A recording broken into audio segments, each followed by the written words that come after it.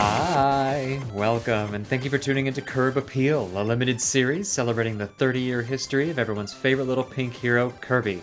I'm Alex Reynolds, and today we're going to be jumping into Kirby's epic yarn, so let's hop on a warp star and head back to the year 2010.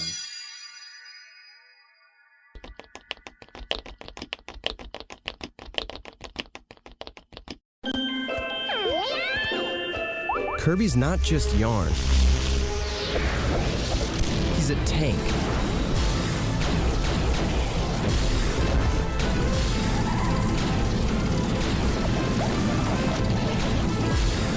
And Kirby's not just a tank, he's a car, a sub, a flying saucer, and more. Kirby's epic yarn, rated E for everyone. The Wii system and 2 games are now $199.99. Kirby's Epic Yarn was released for the Wii in Japan on October 14, 2010, and in North America on October 17, 2010. In January, the Burj Khalifa was finally opened in Dubai as the tallest man-made structure to date.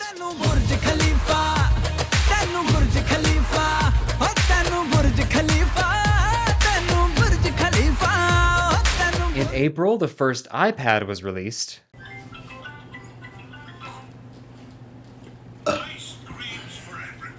On April 20th, the Deepwater Horizon oil drilling platform exploded, resulting in one of the largest oil spills and one of the largest environmental disasters in history. BP faced no lasting consequences, and any protective measures were revoked by 2018. In July, Instagram was launched with a photo by co-founder Mike Krieger of South Beach Harbor Pier 38. And on December 21st, a lunar eclipse occurred on the same day as the Northern Hemisphere's winter solstice and the Southern Hemisphere's summer solstice for the first time in 400 years. Space! 2010 also gave us the Bed Intruder song. He's climbing your windows, he's snatching your people up. Double Rainbow. Double rainbow all the way across the sky! And the official start of the Wham-Geddon tradition. Don't worry, I am not going to wham-assassinate you in this episode. Viewers of Kirb Appeal have whamnesty. This is a sanctuary. Top music tracks of 2010 included Tick Tock by Kesha. Wake up in the morning feeling like P. Diddy. California Girls by Katy Perry and Snoop Dogg. And I'm a Bee by the Black Eyed Peas. Popular movies of 2010 included Scott Pilgrim vs. the World. Is Scott here? You know what? He just left. Tucker and Dale vs. Evil. We have had a doozy of a day. How to Train Your Dragon, Megamind, and Despicable Me, and with it, the Minions.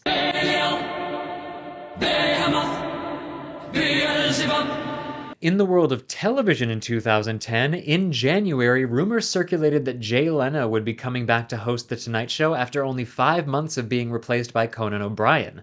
This caused an industry uproar, which resulted in Conan's messy departure from NBC, but Conan found a home on TBS, a rabid fan base called Team Coco, and continues to work to this day. Elsewhere on television in 2010, Adventure Time premiered on Cartoon Network, Sherlock premiered on the BBC and Netflix, and The Walking Dead premiered on AMC. Best-selling video games of 2010 included Mass Effect 2, Super Mario Galaxy 2, Call of Duty Black Ops, Star Wars The Force Unleashed, and Fallout New Vegas.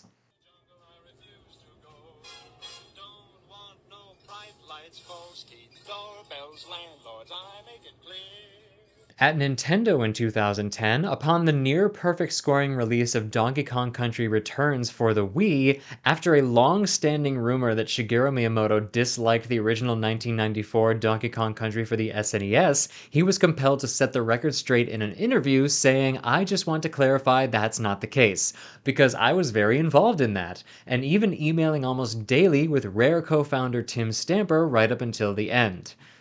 At the 2010 Winter Olympics in Vancouver, Canada, the official Olympic Organizing Committee contacted Nintendo Canada in an effort to provide entertainment for visiting athletes between events. Nintendo honored their request immediately, sending hundreds of Wii consoles to the Olympics, along with games like Wii Sports Resort, Wii Fit, and Mario Kart Wii. The world's greatest athletes are coming to Canada, along with 2 of gaming's greatest superstars. The wildly popular Nintendo 3DS was revealed at E3 2010, along with another hugely successful company milestone, Kirby's Epic Yarn.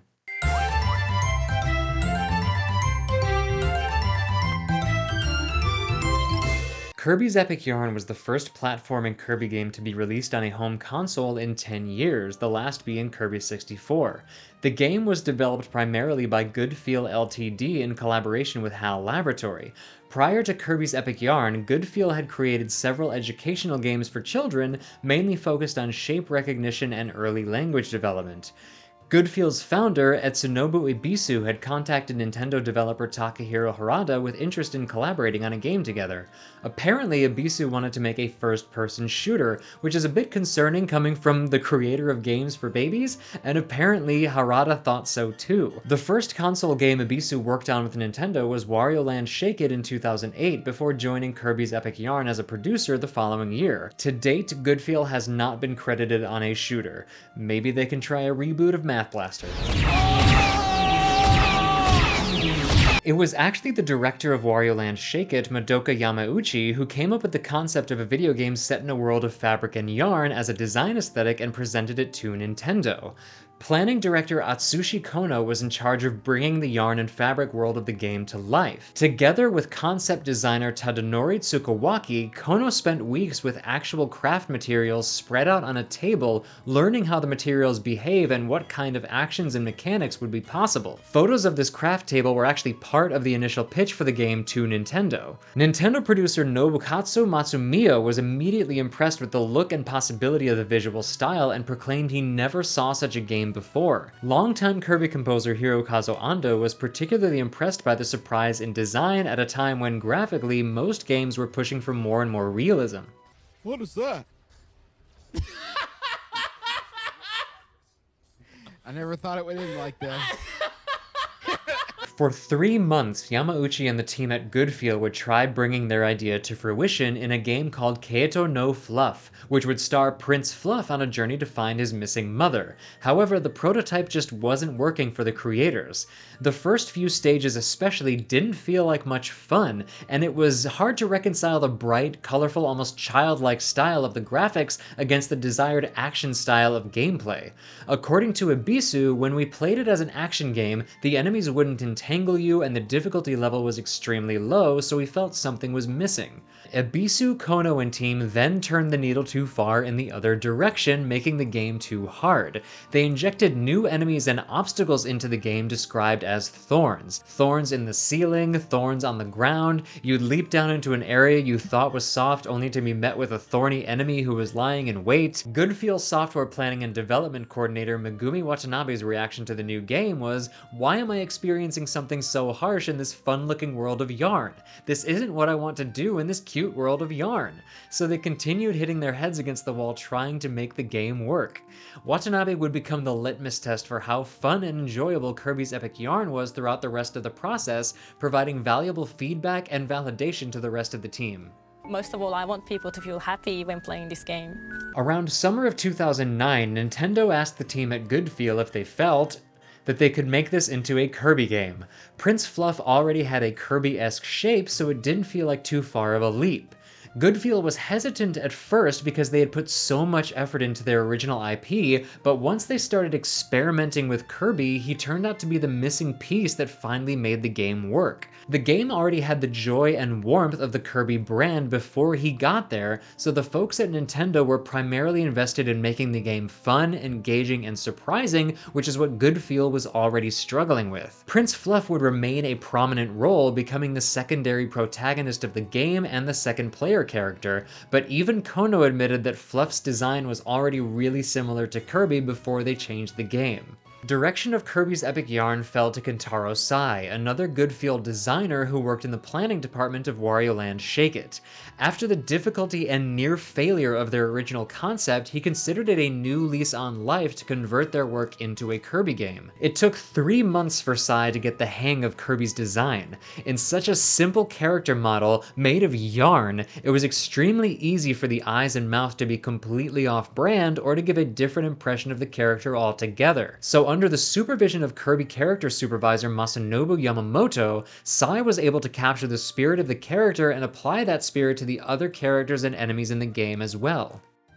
The music for the staff role at the end of the game was originally composed for the first level of the game by good feel composer Tomoyo Tomita when the game was still about Prince Fluff finding his missing mother. The team swapped it out for the more upbeat and energetic Fountain Gardens theme once Kirby was added to the game.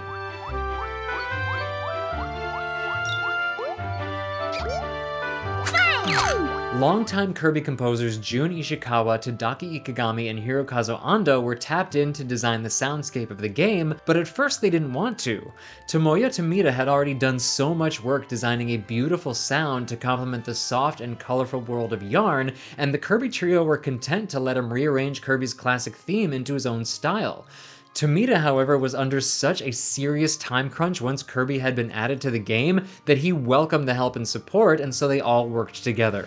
Once again going against the trends of video games at the time, the Kirby composers opted out of the complex, rich score created with a digital orchestra in favor of simpler, warmer sounds from real instruments, in particular piano, ukulele, and even the melodica.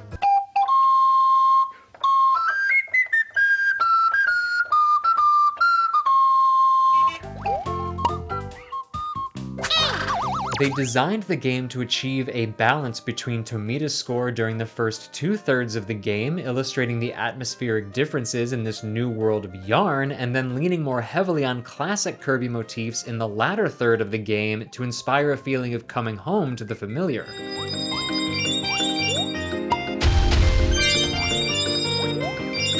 Speaking of familiar, Makiko Omoto returns as the voice of Kirby for Kirby's Epic Yarn, channeling the right back at ya version of the character, with most of Kirby's dialogue being various forms of.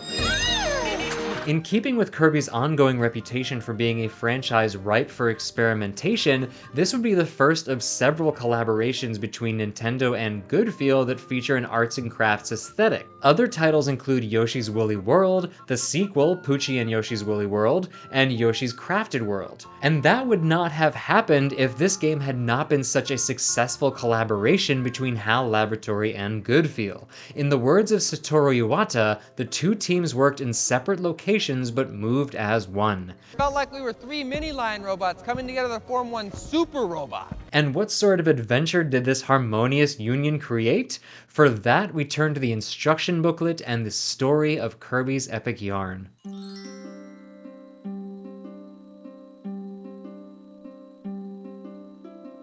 Welcome to Dreamland, a kingdom famous for peace and quiet. It's the perfect little land, if you like that sort of thing. Lately, there have been rumors of a caped sorcerer going around turning people into yarn. That's right, yarn. One day, Kirby saw his favorite food, a bright red tomato, on top of a bush. Down the hatch. But when Kirby tried to eat it, a caped sorcerer appeared. My name is... Hey, what are you doing? Stop that! No, that's my magic Metamato. Kirby gulped the Metamato right down. Just then, a white sock around the sorcerer's neck began to glow. Then it sucked Kirby up.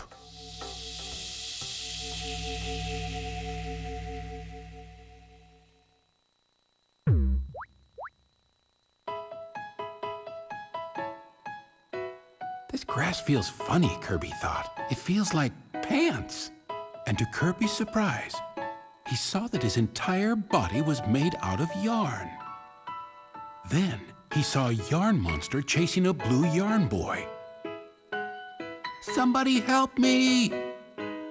Kirby tried to swallow the monster up, but the air went right through his body. Kirby wondered what he should do. Suddenly, Kirby transformed into a car. He drove away with the boy and left the monster behind to eat his dust. Apparently, that strange Metamato gave Kirby the power to seamlessly transform into a car and who knows what else. If I had a nickel for every time Kirby's first act in a new world was to transform himself into a car, I'd have 2 nickels. Which isn't a lot, but it's weird that it happened twice, right? Kirby's Epic Yarn is the first and only Kirby game to feature an actual narrator, and the American English version is voiced by prolific video game actor David Frederick White, who had several notable roles in another Nintendo game. Message from General Pepper. Priority 1. We need your help, Star Fox. Daddy screamed real good before he died. It's also the only Kirby game besides Kirby's Avalanche to feature Kirby speaking in full sentences, but they're spoken by the narrator and not Mikiko Omoto herself. Anyway, the Blue Yarn Boy tells Kirby his name is Fluff and that he is the Prince of Patchland.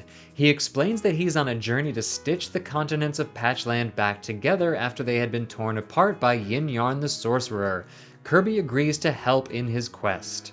This is something I love about Kirby, because this isn't the first time that he has been transported into another world or dimension, but every time he's not stressed out or desperate to get home, he just rolls with it, finds someone in trouble, and does what he does best: he helps out.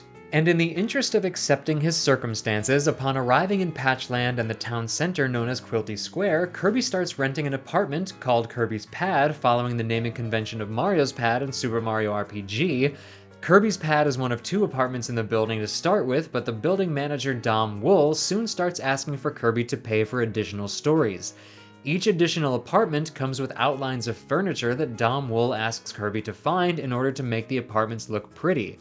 And just in case you've never rented an apartment before, this is not how it works. Dom Wool would go to jail. Once an apartment is populated with furniture, a new tenant moves in. These tenants are Zeke, a lover of flowers and hide and seek; Beatrix, a diamond-shaped friend who organizes timed bead collecting challenges; Carrie, a small childlike friend who likes to be held; Buster, a rambunctious boy who leads Kirby into challenges to defeat enemies; and Mara, who challenges Kirby to races in different stages. Also populating Quilty Square are 2 shopkeepers and brothers of Dom Wool. There's Shazewool, owner of the furniture shop, and Loomis Wool, owner of the fabric shop. As for the rest of Patchland, it consists of 6 other lands, each with their own unique environments and topography, and they're all connected to each other by the powerful magic yarn. They are Grassland, Hotland, Treatland, Waterland, Snowland, and Spaceland. Each of these lands is populated by 4 stages, 2 extra stages, and a boss stage. Populating all of these stages are a whole bunch of yarn creatures, both familiar and strange, and that leads us to the Kirby's Epic Yarn Minor Troublemaker roll call. We have Ampri, Anemone, Battens, Big Waddle Dee. I like 'em round and big! Blipper, Bobberclad, Boinger, Bomber, Brontobert, Buttonbee, Buttonbug, Buttonfly. Why do they put buttons on a fly? Calderon, Candlemaker, Chili, Cutfish, Cyclod, Dandan, Dude, you laughing at us? Danglerfish, Dropso, Emba, Embaconda, Embird, Flamer, Friezo, You that freezer guy? I am Lord Freezer, yes? Gator, Gordo, Grizzo, Jelly Jr., Yeah, Jeju! Liqueur, Lil Kracko, Magmotimus, Keep Pop Anonymous? Mariner, Octopi, Uki, Orbitfly, Rolling Clod, Sawgill, Scarfy, You are a devil child. Sea Jelly, Shelby, Shotso, Slobba, Sneak Snack, Snip Snap, Snip snap, snip snap, snip snap! Soldier, Suture, Space Jelly, I fought an alien made out of black goo once. Spore Jelly, Backpack for Could you his edit it in- applesauce. Backpack where he keeps his applesauce. Stogue, Sulkworm, Swadclod, Truck Monster, Monster trucks plus quad boys, rough trucks, and more. Super value kit features just $5. Twiggy Woods, UFO, Uniclod, Waddle Dee, and Waddle Doo. Our mid-bosses for Kirby's Epic Yarn are Blast Mariner, Combo Cannon, Kracko, Reactor, Space Kracko, Wicked Willow, and Wispy Woods, while our bosses are Fangora, Hot Wings, Squashini, Kapamari, King Dedede, Meta Knight, Yin Yarn, and Mega Yin Yarn. Upon defeating Yin Yarn and saving both Patchland and Dreamland, Kirby is gifted with a second magic sock that will allow him to travel back and forth between Patchland and Dreamland at will to visit Prince Fluff. I'll definitely be looking out for this magic sock in future Kirby games, but as unique as the characters, lore, and story are in Kirby's Epic Yarn, they're equally as unique as the gameplay itself. Kirby's Epic Yarn definitely plays differently than a typical Kirby platformer, with one of the biggest changes being that in the world of Yarn, Kirby is unable to inhale, float, or utilize his copy abilities. Instead, Kirby is equipped with a Yarn Whip that can ensnare and unravel enemies, hook onto objects like zippers and buttons, and pull open hidden tabs. Kirby is not without fantastic abilities, however. He uses his new Yarn Body to transform into objects and vehicles at will. While in midair, Kirby can transform into a parachute to fall more gradually, not unlike the Parasol ability. He can also morph into a heavy weight, like his Stone ability, in order to crush enemies or obstacles beneath him. He can unravel into a single string of yarn to navigate narrow pathways and mazes.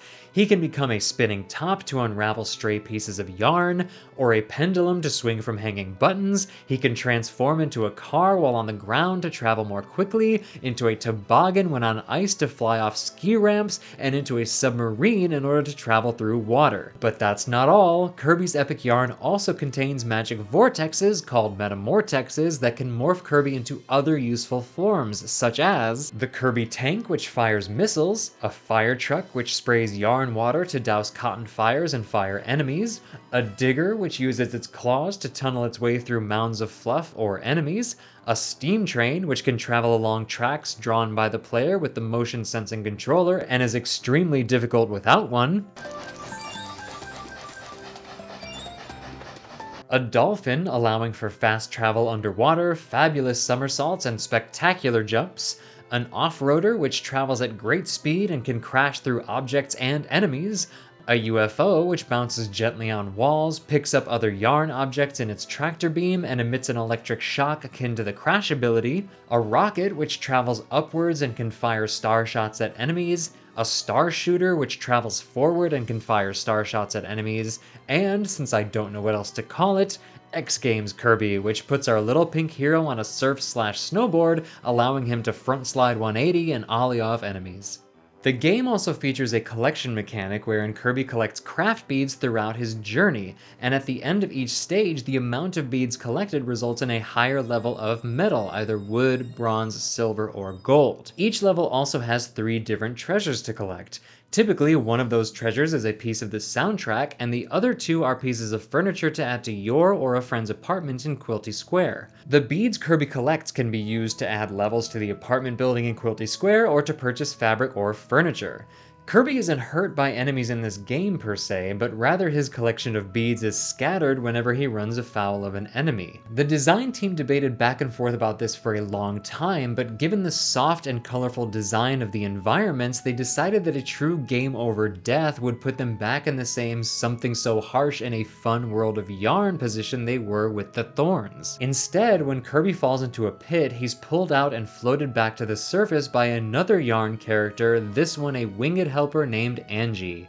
She functions like Lakitu in Mario Kart, putting Kirby back on the right track instead of him falling to his doom, but you still lose a plethora of beads in the process. And honestly, that equally sucks. You spend the game floating through these colorful, soft levels, collecting all of these bright and colorful beads, so when they get smacked out of you, it's like being shaken out of meditation. It's devastating. One other important feature of gameplay is the cooperative play mode, allowing a second player to control Prince Fluff. Both players have the ability to snare and toss each other using yarn whips, give each other a boost onto higher platforms, and when using a Metamortex, the 2 players can combine into a bigger version of the forms listed before. I, as usual, played the game solo, and you can see 2 Twitch streams of gameplay up on the channel already, but for highlights from the rest of my adventures in Patchland, we come to this episode's Let's Play segment that I call Kirby Your Enthusiasm.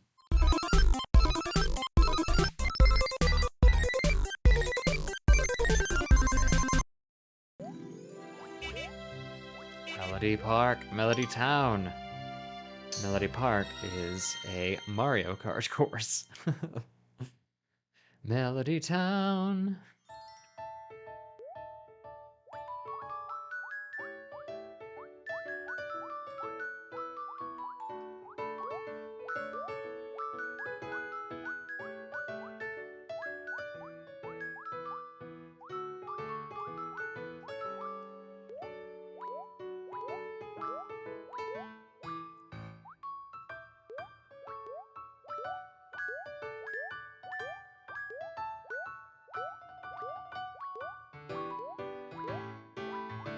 Okay, I'm having too much fun.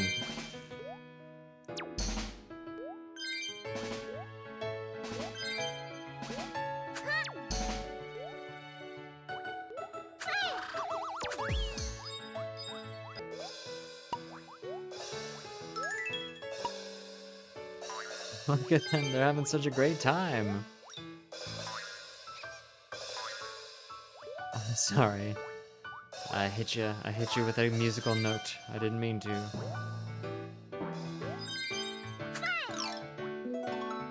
A little piano. Oh, that's going in my house. I hope it goes in my house.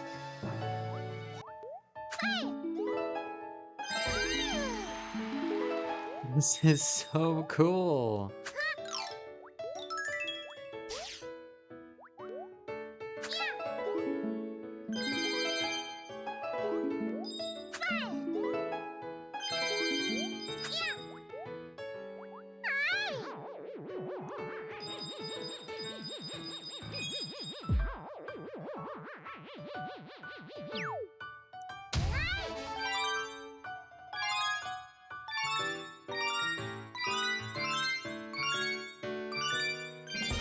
Da-da-dun. Excuse me, gents.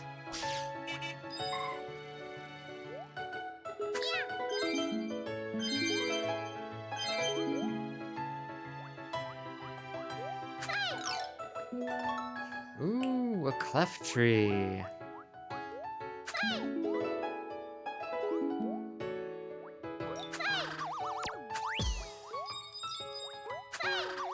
Taking that sphere, you don't need it.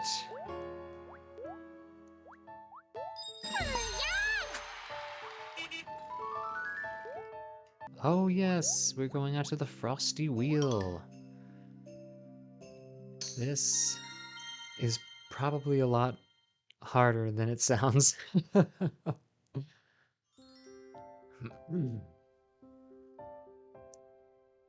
am thankful that this isn't timed in any way. Oh, wait. I'm a toboggan. Oh, that's great.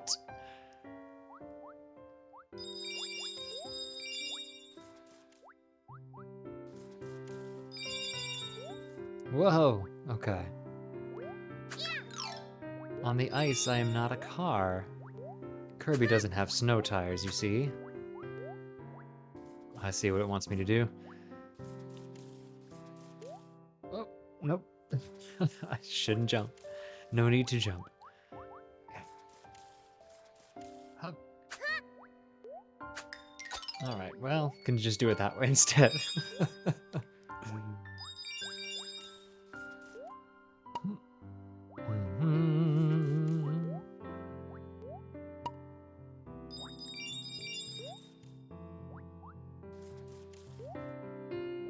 I don't think I can get up there. I doubt there's anything up there I need to get.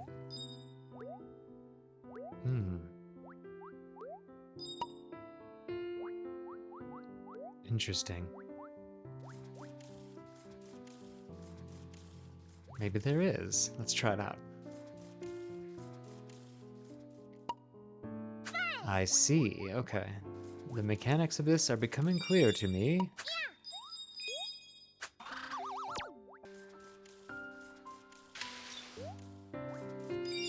Ah.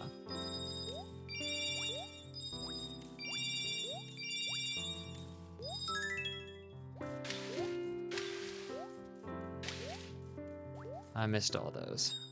Oh, no! Well, I suppose I should go back and get all of the ones that I missed, eh?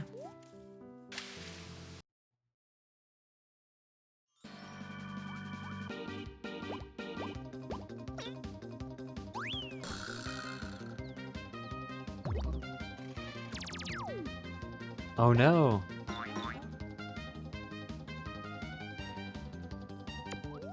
He's possessed!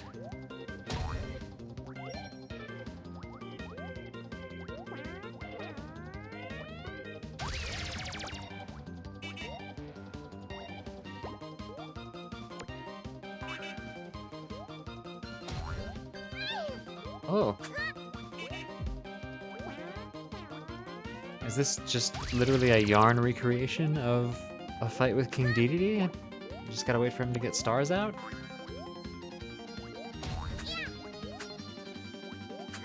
Give me those stars.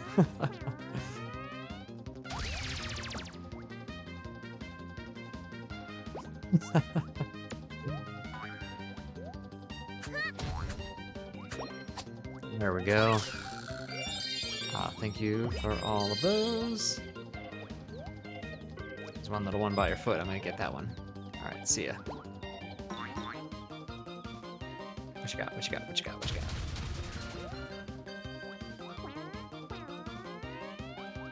Hey.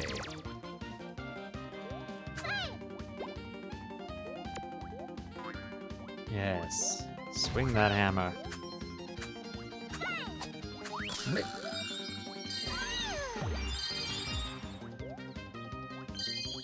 Excuse me, you're sitting on some beads that I would like to get. Thank you. Oh,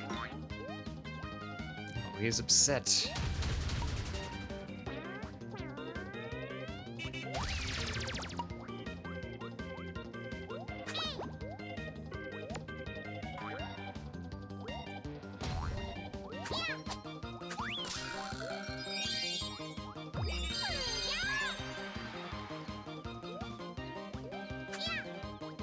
No, I can save you. I can save you.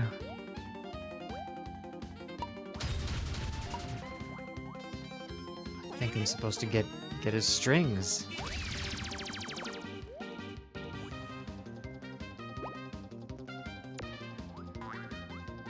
Yeah, I can knock him out. And then I need to get up here and get his strings. There we go.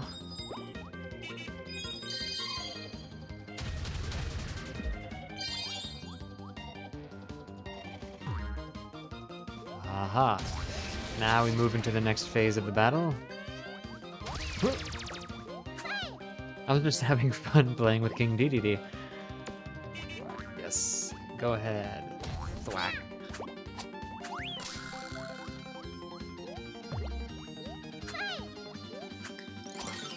There we go. 2 down, 2 to go. Future City. Let's go. I'm ready for this. Built for this.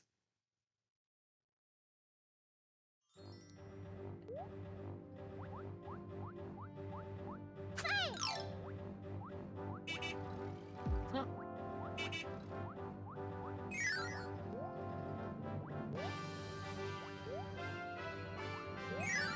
Oh. No, I missed the elevator. Well, this is already turning out so well.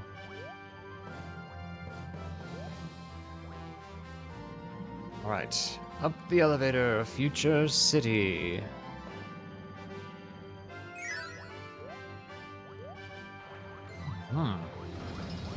Get on the train, I suppose.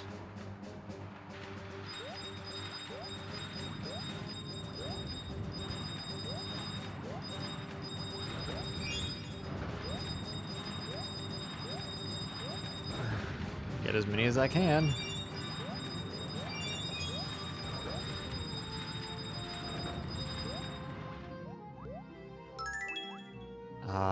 I guess... I was not patient. I should have waited for the train.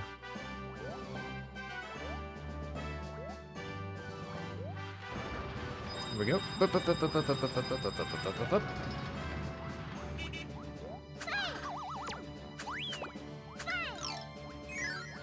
Elevator, please.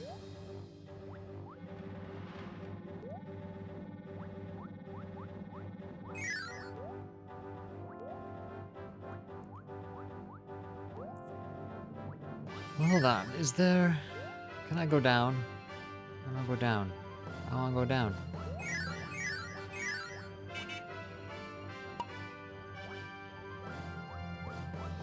Does the train just yeet off the edge? Nope, goes underground. Oh well, that's fine. Elevator, please. I want to go back up. Change my mind.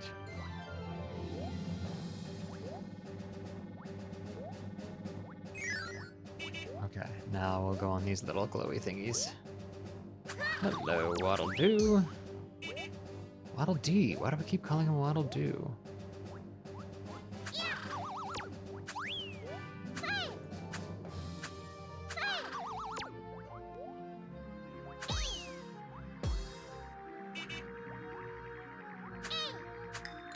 Oh, that's neat.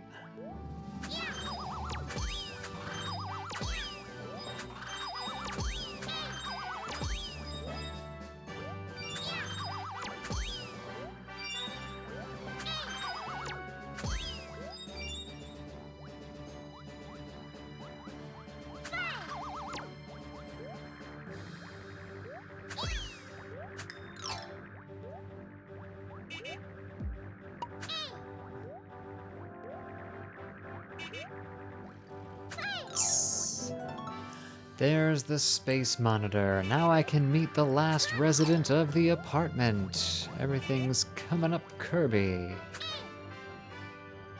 Huh.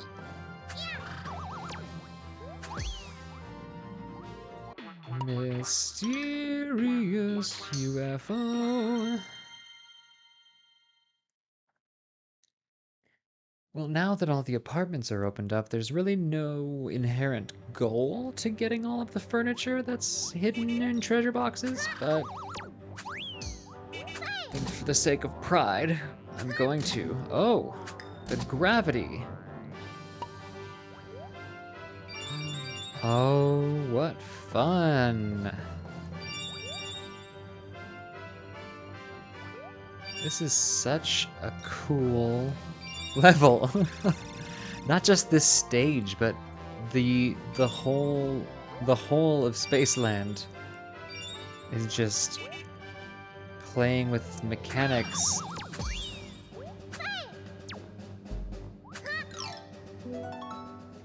Communicator. Just be sure you can afford the roaming charges.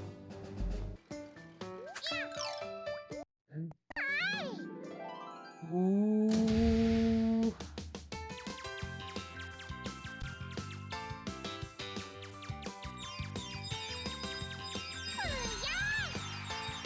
Yes. Get him, get him, get him.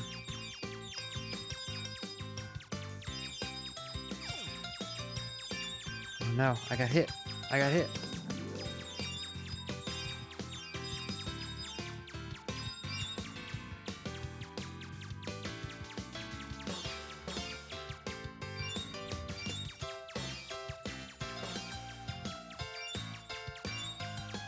Nope, can't get him.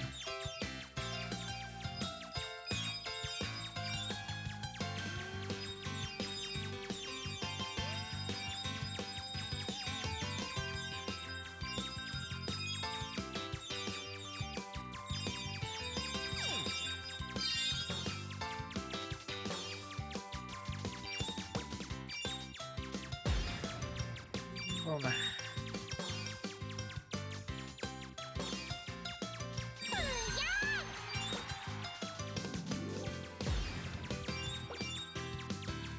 No, the little jellyfish.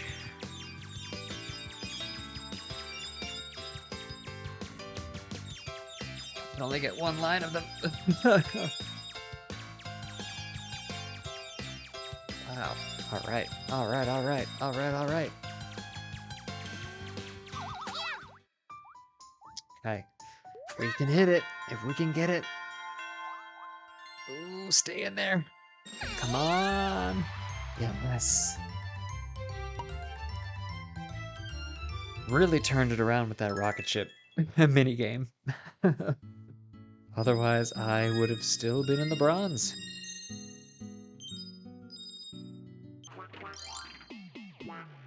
All right, pull the lever. Who's that? Meta Knight?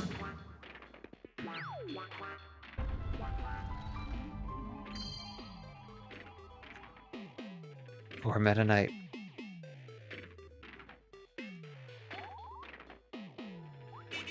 All right, let's go get him.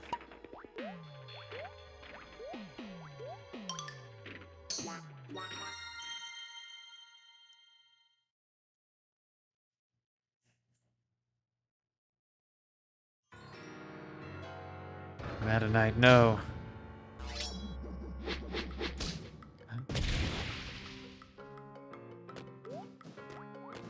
You are my brother, Meta Knight. I loved you.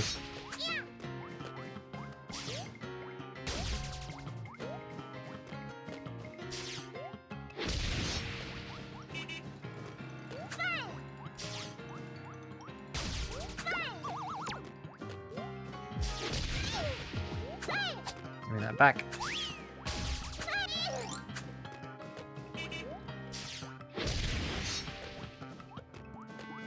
Okay, just trying to learn the rules here.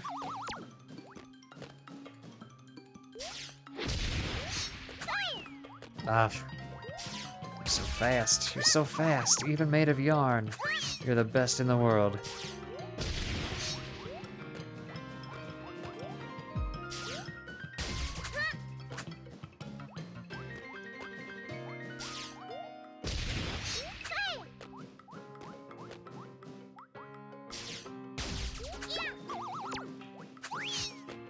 Oof, okay. Just give me your sword. Just give me that. Give me that. Just give me that. Just give me that. Give me that. Alright, that doesn't seem to be the proper strategy either. I'm supposed to get maybe get behind him?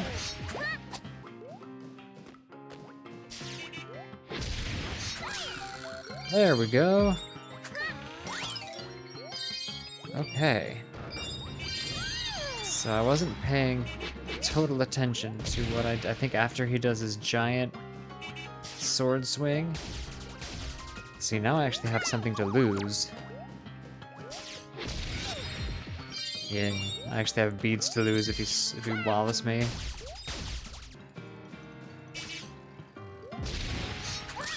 Aha! Yes! Alright, I get the timing now. It all makes sense to me. Oof.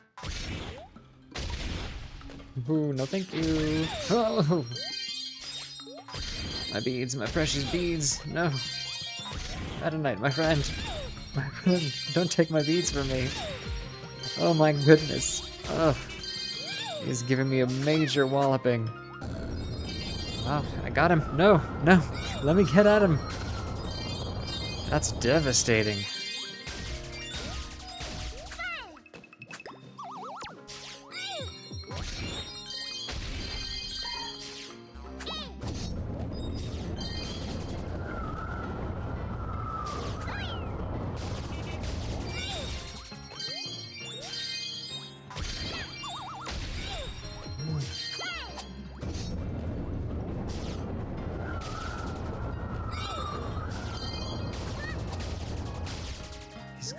He's going to beat all of the beads out of me.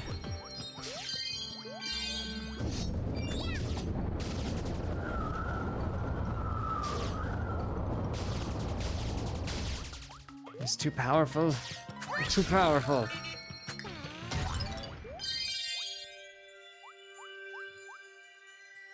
Oh, there he goes. It did not unmask this time, I guess because his mask is made of yarn. Alright. Yin yarn it is.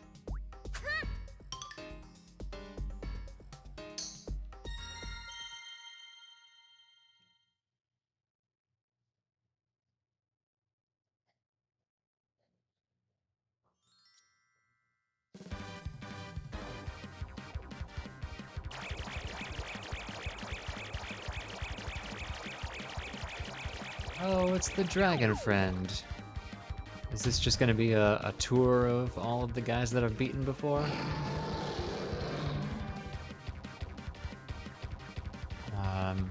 Ready as I'll ever be.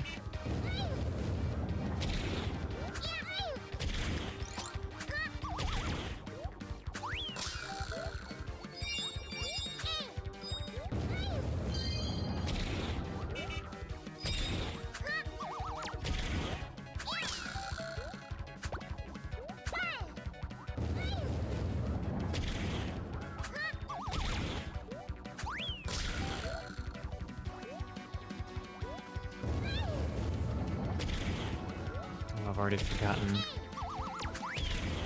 the mechanics of this fight.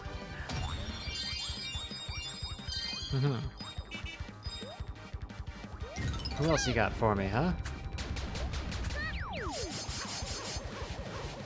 Oh, I see.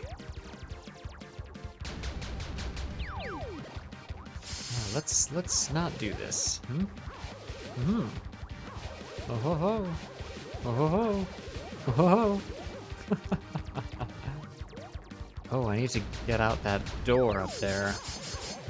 That makes more sense. Alright, give me the vertical, or the horizontal ones one more time.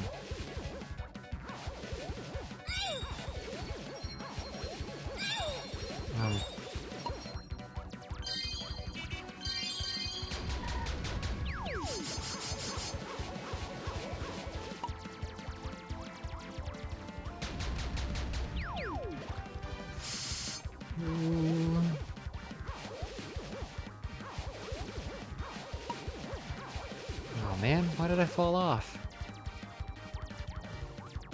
Can't see when I'm just a lump. I'm just a lump under the quilt. I can't tell where I am. Okay, this time for real. Let's do this. Hop. Hop. Hop. Hop. No. Oh.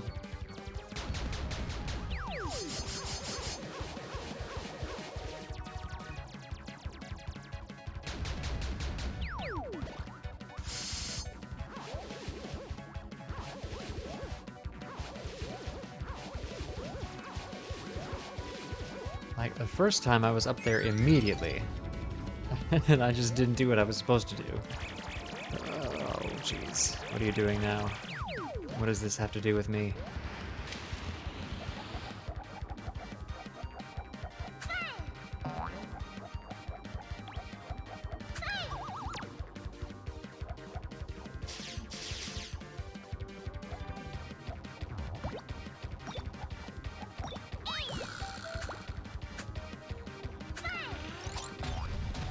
There we are.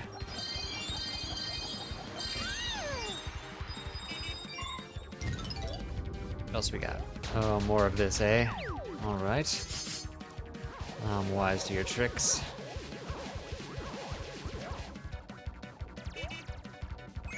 Haha! I made it! Got it in one! Oh. Oh, not Scarfies. Not Scarfies! I think this is the first time that Scarfies actually played a role in the final boss fight, or in any boss fight for that matter.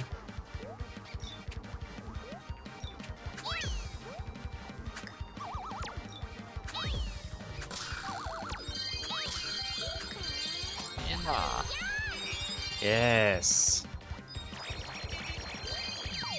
Oh no!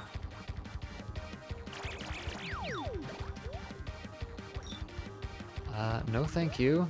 No thank you. Oh my goodness. It's a whole pack. I got crushed. Crushed, I tell you, crushed. Mm-hmm. I see your game now.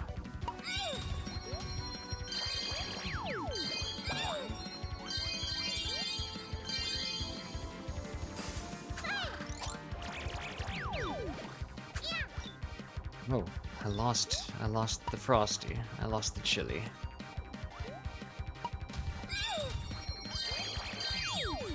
Oh, no. Why every time?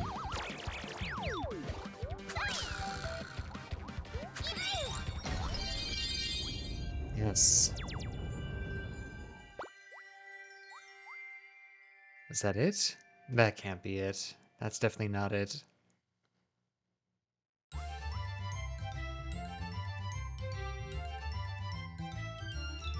One of those... Oh.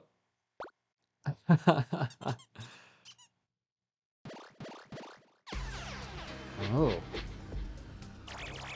Not the magic yarn. They're knitting.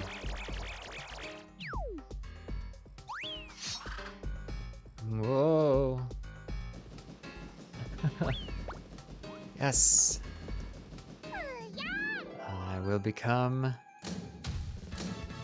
Oh boy.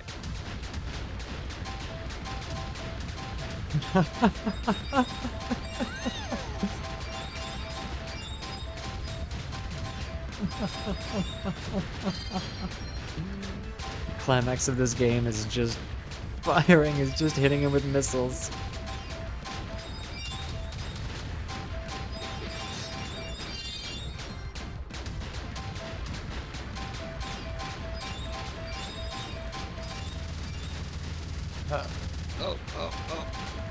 Wow, I picked the right spot to just keep firing.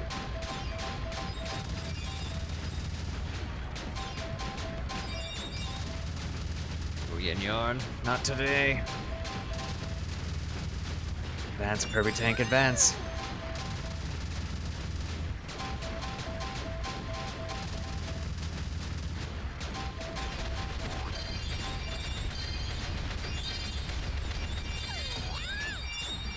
Let's shower me with beads.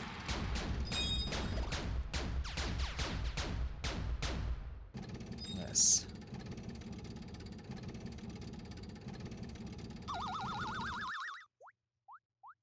Now, what do you have to say for yourself?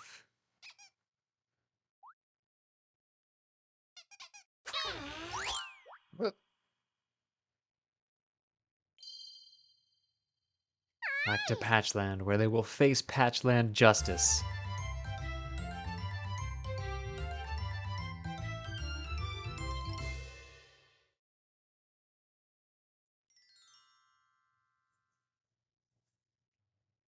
We did it. With Yin Yarn's spell broken, Dreamland returned to its normal state of peace and quiet.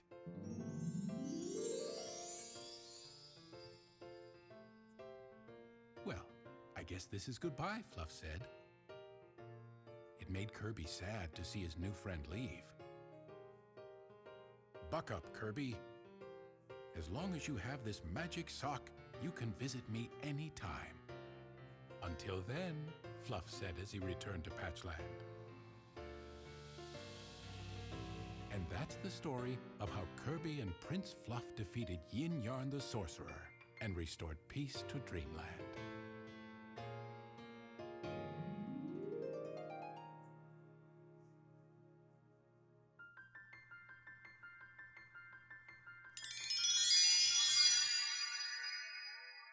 Kirby's epic yarn was universally praised when it came out, with Kotaku giving it the Editor's Choice Award and describing it as a game designed for constant smiling. The imagination and beauty of its aesthetic were particular highlights for other 9 out of 10 publications, and while it was criticized for being an easy game even by Kirby standards, the overall feeling was that the cute factor more than made up for it. To date, it has the highest aggregate score of any game in the Kirby series with an 89%, and you know what? I'm going to give it the highest score of any game in a Kirb Appeal episode so far at a 98%, so take that.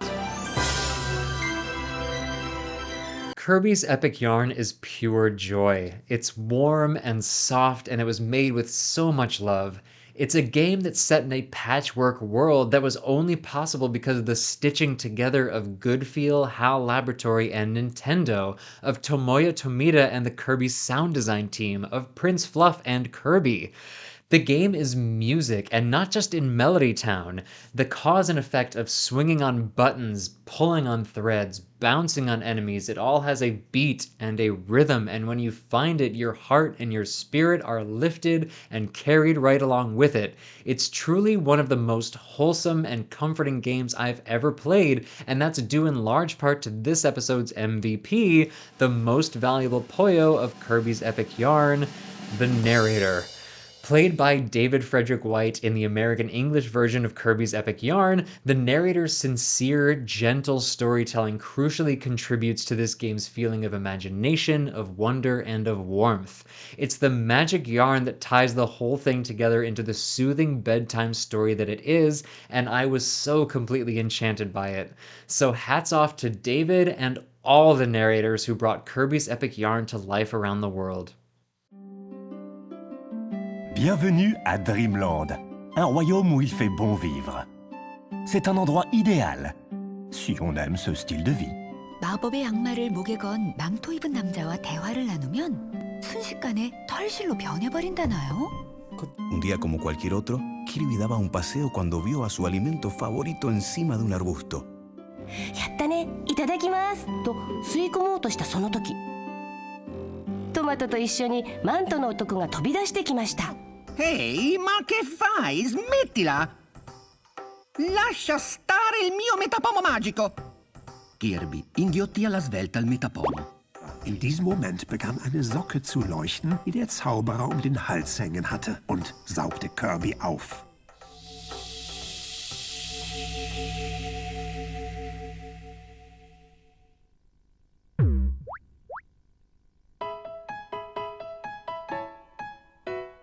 Esta hierba es muy rara, murmuró Kirby. Parece hecha de tela. Aunque lo que más le sorprendió fue ver que su cuerpo estaba hecho de hilo. Then he saw a yarn monster chasing a blue yarn boy. Somebody help me! Kirby tried to swallow the monster up. But the air went right through his body. Kirby wondered what he should do. Suddenly, Kirby transformed into a car. He drove away with the boy and left the monster behind to eat his dust. Apparently, that strange Metamato gave Kirby the power to seamlessly transform into a car and who knows what else.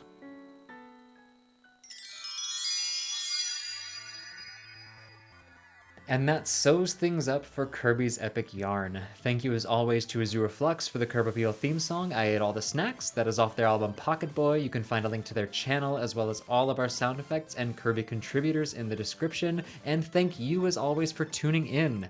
Our next episode is going to be looking at Kirby's Mass Attack, and so your best chance to see that and the Twitch stream of the gameplay before the episode is to like and subscribe. As much as I don't want to be known on the internet, I don't have a release schedule. So until next time, this is Alex Reynolds with Kirb Appeal, reminding you to be kind, be brave, and consume your enemies. Take care.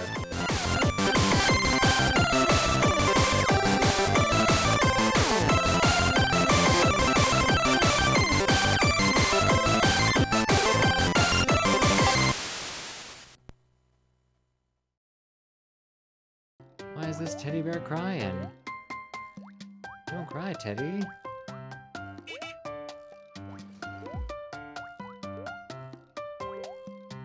Why is this teddy bear crying? And what can I do about it? That is unfortunate. Bring the enemies back. Bring them back.